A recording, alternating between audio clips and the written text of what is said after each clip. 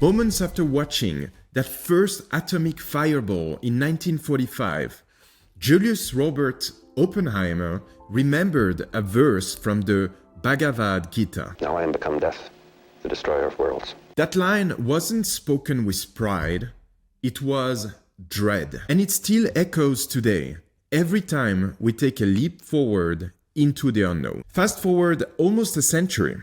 Today's world changers, they don't wear lab goggles in desert bunker anymore. They wear hoodies in Silicon Valley. They are fueled not by war, but by a different kind of pressure. The race for fame, influence, and trillion-dollar IPOs. And in that race, one phrase seems to echo louder than the rest.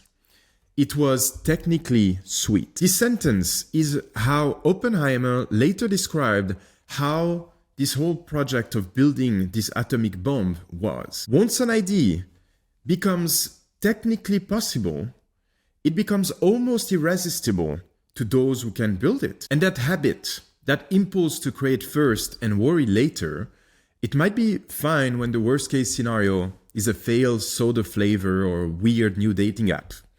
But what if your prototype rewrites DNA? What if it builds autonomous drones that learn to fly, to hunt, and to kill? Then the downside isn't just like a bad user review or user experience, it's species-level risk. But let's be clear, most inventors aren't villains. Take the Manhattan Project, for example. Many of its scientists didn't talk about destruction.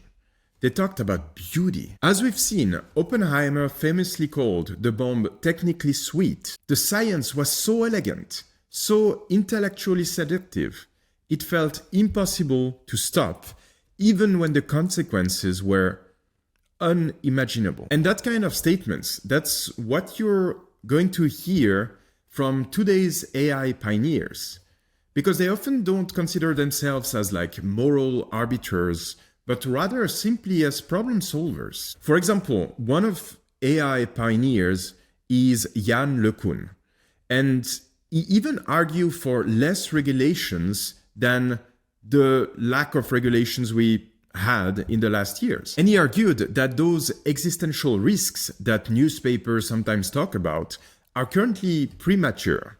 He said that regulating research and development in AI is incredibly counterproductive. And he continues, regulating leading-edge AI models today would be like regulating the jet airline industry in 1925, when such airplanes had not even been invented. But let's be honest, AI isn't just another faster machine. If anything, it's more like the development of the atomic bomb than the invention of the airplane. Comparing it to aviation isn't just misleading, it's really a joke. And here is the problem. Regulation always shows up late rather than too soon. It comes after the patent, after the prototype demo, and after the stock price pop. And regulations are exactly what some other AI pioneers argue for. Like for example, Yoshua Bengio, who, funnily enough, won the Turing Prize 2018 alongside LeCun. And we don't have to look far to see how certain tools outgrow their creators' intentions. Take the internet, for example, because it started as the ARPANET, and it was a way for a handful of scientists to just share data. Nobody imagined it would become the global nervous system for cat videos, disinformation campaigns, and social credit systems. Or consider cloning. We cloned a sheep, named Dolly by the way, in 1996. And just 22 years later, a Chinese scientist edited twin human embryos with CRISPR without any global oversight, regulations, or any ethical concerns. And so we can ask ourselves, what changed since this decision a few years back? Did we build those robust global rules to match the speed of our breakthroughs? Well, we didn't do nothing. So there is a few things that have been done, but it's kind of messy. In 2019, Europe released what they call the Ethics Guidelines for Trustworthy AI. DARPA launched what they call Project Asimov to try to bake ethics into the development of autonomous weapons. The UK published its own report called AI in the UK, Ready, Willing and Able in 2018. Australia drafted AI ethics principles a year later, but none of these guidelines really line up. It's not a global effort trying to solve the issue as one stakeholder. They're more of a regional actions and they're voluntarily based and they're quite slow. And at the same time, those innovations in AI, in autonomous robots and so on, they go extremely fast. And while governments are drafting those white papers and need to align on a scale which is extremely complicated and slow, we have hobbyists that are building their own robots in their basements. So if you don't know what to do, you can easily buy a robot and learn a bit of coding, and now you can code the robot to do whatever you desire them to do. It doesn't take much imagination to believe that maybe some person right now in their cellar are trying to code a robot so that he can hold a gun or something. And so technology used to move in decades, and now it moves in months, and it's decentralized.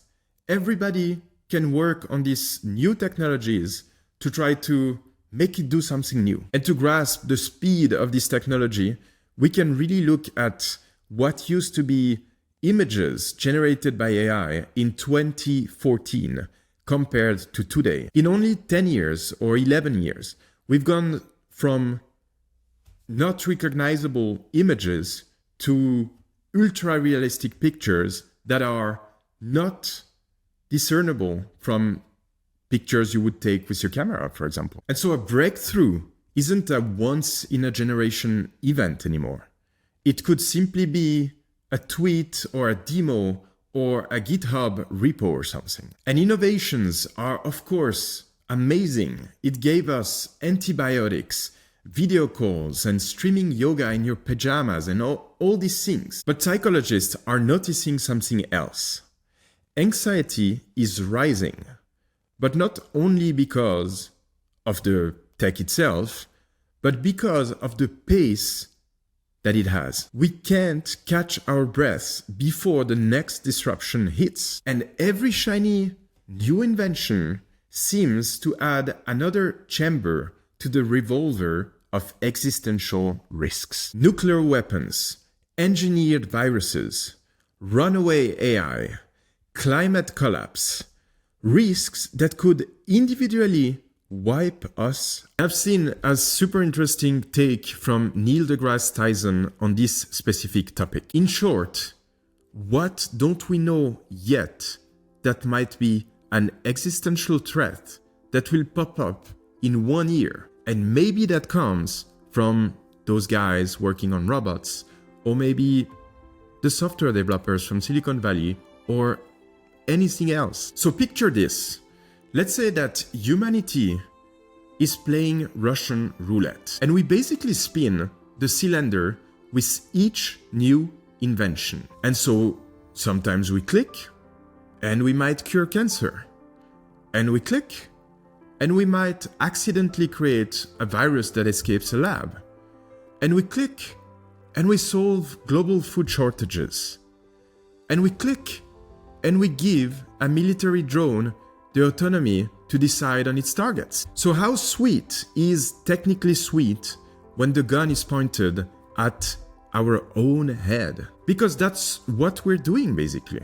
We're playing Russian roulette with every new technology that we have. And the catch? We're playing it alone.